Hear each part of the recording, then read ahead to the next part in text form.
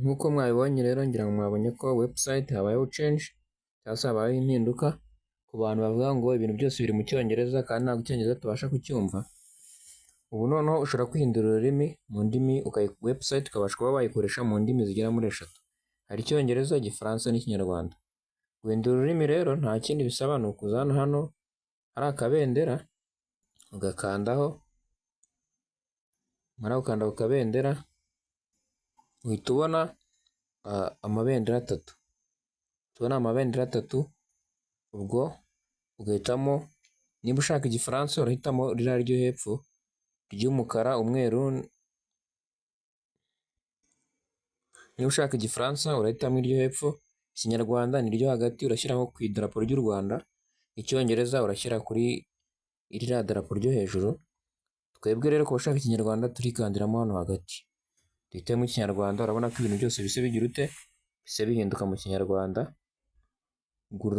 Gurisha, gura, kodesha, unamamaza mu Rwanda, fungura iduka, gura inzu, gura imodoka, shaka akazi.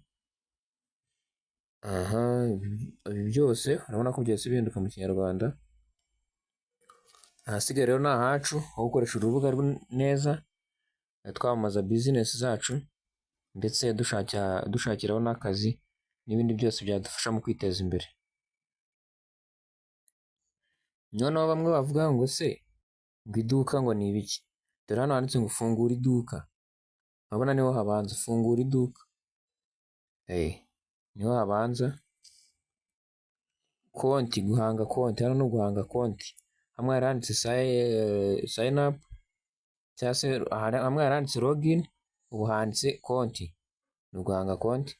Shyiraho itangazo, hamwe haranditse post free ad, ubu hariho iki? Hariho shyiraho itangazo. Itangazo ubwo ni amamaza, mbega ni ukwamamaza, kumenyesha abantu nyine ubwo ngubwo business uko imeze.